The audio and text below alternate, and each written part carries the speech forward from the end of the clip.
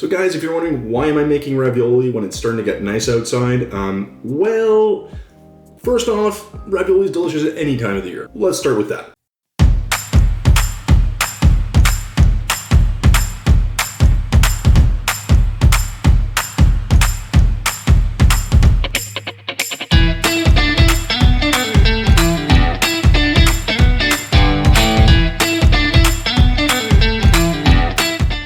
Hey guys, what's going on? Welcome back to another episode of Cooking at Home. Guys, in this one, we're going to be rehashing one of our old, well, not exactly the same recipe, but basically an old ravioli recipe that we'd made. Now guys, if you did not see that video, that's actually one of the first videos we ever made on this channel. Definitely the first one for cooking, if I'm not mistaken. So it was quite a while ago. I was still learning. I think I barely did any editing. I didn't know what the heck I was doing. So if you want to go check that video, guys, it's there. Just use it as a comparator to see how far you can come in a few months just doing YouTube videos and learning a bit more about how to sort of film, how to edit, lighting, all that stuff. But guys, that recipe was tasty, but we didn't have the tools to make all this happen. So you can kind of see behind me here, guys, we have a stand mixer. Did not have that before, so that helps. We also now have a little hand rolling pasta machine. That thing is a godsend. If you guys have never used one, let me get it for you. All right guys, so you can see, super simple. You can adjust the sizing here, and it's just a really little easy thing to use. This one's from a company called Mercado. I don't know the price on it. It was a gift for Christmas. But guys, I've been using this and it has been freaking awesome. So if you haven't used this one when you make pasta, this changes the game, guys. This thing alone is, yeah, get one. Anyways, guys, with that said, let's roll through the ingredients. But as always, for that, B-roll.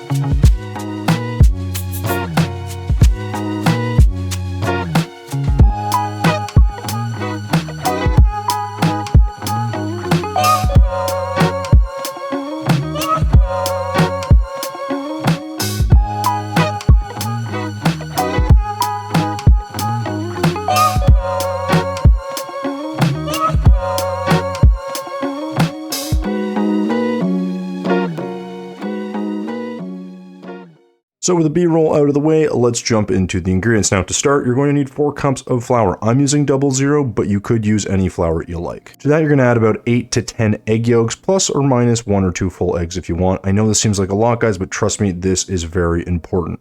Now, since we have 4 cups of flour, we're actually going to add 4 tablespoons of olive oil. Again, just 1 cup, 1 tablespoon usually does the trick. And to round out our dough, we're going to want some salt. Here, I'm going to use about 1 tablespoon. You can add a little bit more to taste if you like. Finally, for the dough, you're going to want a bit of water. You'll add this as needed.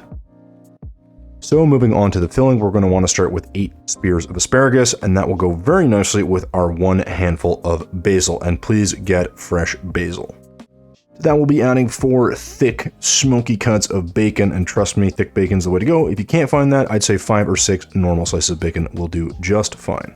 And you can't go wrong stuffing a ravioli with ricotta, so that is what we'll be using. About 400 grams should do the trick. And for more greens, we're going to add some spinach. About 3 or 4 cups should do. I use 3. It will wilt down quite nicely, and to that we'll be adding our half of a white onion. Any onion's fine, but try white if you can, and then we'll be using 1 lemon zest included. So as you can see, guys, it's not too much in terms of ingredients. Now, the reason I'm using 4 cups of flour is because I plan on freezing some of these for later, so I am making extra, but you could half this recipe if you'd like. So it's time to make our dough, and we're going to start with 4 cups of our flour. Now again, guys, you can add more or less depending how much you want. Like I said, I have to feed 2 people, and I wanted to have extra, so these lasted us for a while. They're excellent frozen. They will go very well. So that you will add your 8 to 10 egg yolks. In this case, this jar has 8 egg yolks. I added those, and I off-screen added 2 more full eggs, just to have a nice round, even number. And to this, you're going to add your salt. I use about a tablespoon here. You can measure it out by eye if you want, but that's fine. Once you've done that, you're going to get your dough hook on there, and you're going to let this go low and slow. Now, guys, I know it's tempting to put this on a higher speed, but please don't do that. Let it come together on its own. As you can see here, we haven't added anything other than eggs, so we're going to add our oil. Now this will be about 4 tablespoons of oil. Again, you can use a little bit more if you want, but I'm going to mix this with a little bit of water, and that'll give us sort of that final dough that we're looking for. So with the oil added, we're going to add some water. Now I know this looks unappetizing, but it's simply water mixed with our egg. And as you can see, guys, it is going to start to come together. Again, keep this on a low speed, guys. It will put it all together for you, and we'll also knead the dough simultaneously. This should take about 5 to 10 minutes. So after about 10 minutes of kneading, you should have this beautiful smooth ball of dough, and you're ready to go and move to the bacon. Now, because this is going to go into our ravioli filling, you're going to want to make sure that you cut this down to size. So stack them and then cut them up how you see fit.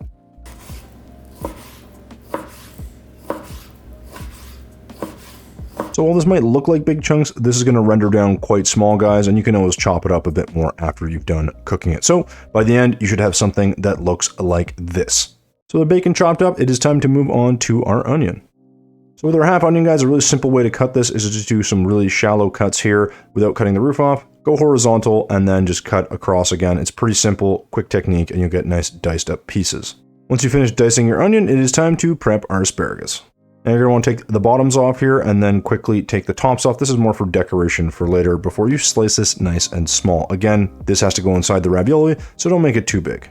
Speaking of big, we got some big flavor coming in with our beautiful basil. Again, fresh basil, guys. Just give this a quick chop, nothing special, and then this will also go into and on top of our ravioli. Tell me that's not beautiful. Come on. Speaking of beautiful, it's time to put our gorgeous thick cut bacon into the pan and let it sizzle.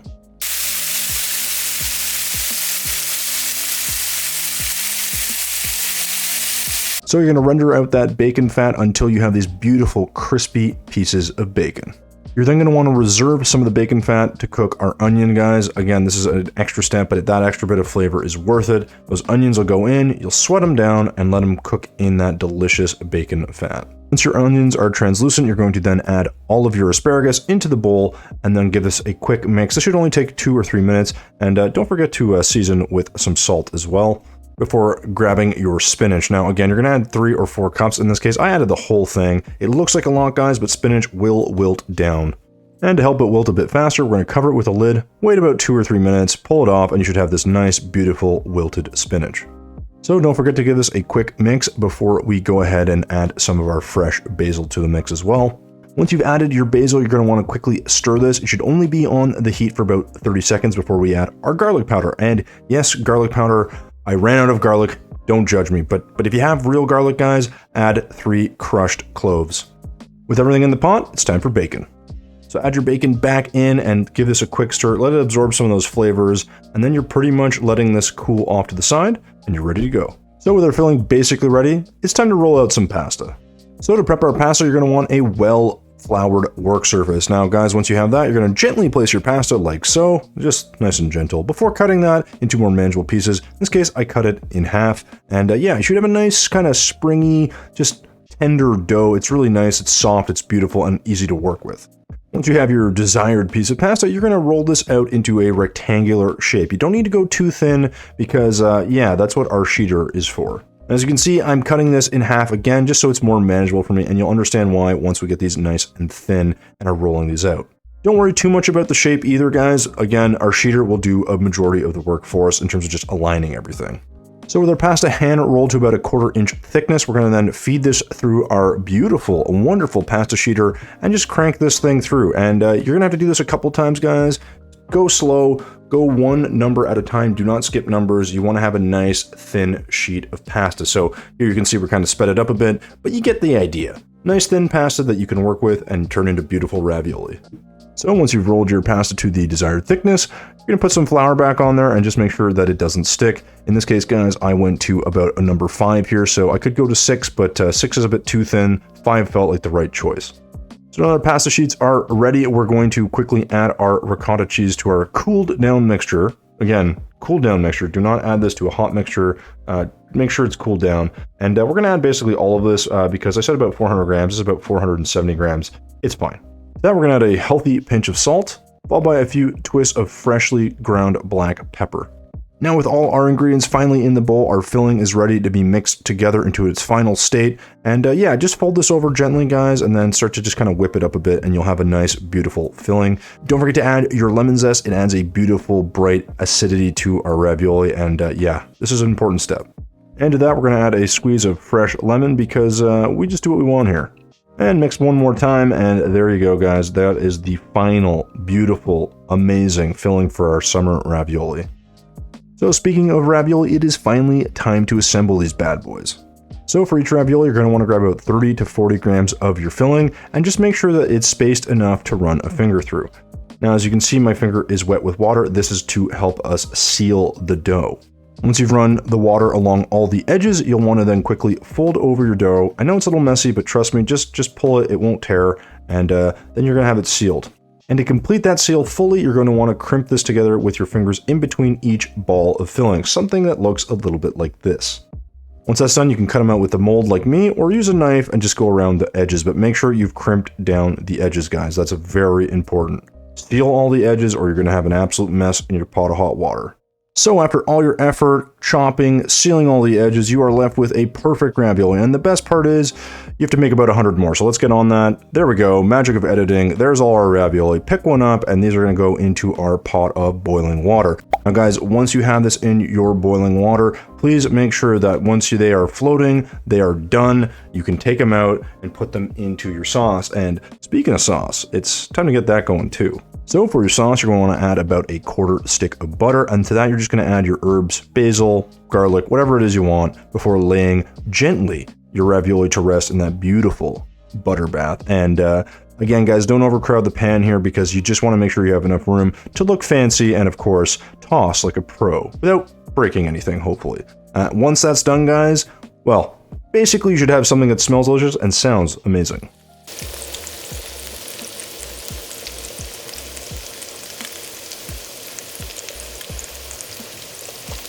So once your ravioli have taken a nice hot dip in that beautiful butter basil mixture, you're going to quickly want to plate these up, make it look pretty as you can, and that's all there is to it.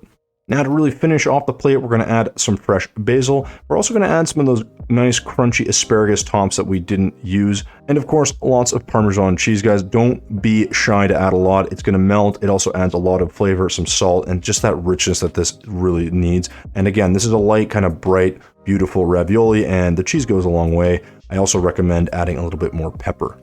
So for final touches, I definitely recommend a quick little splash of olive oil, followed by a nice splash of your lovely bright lemon. That acidity goes a long way.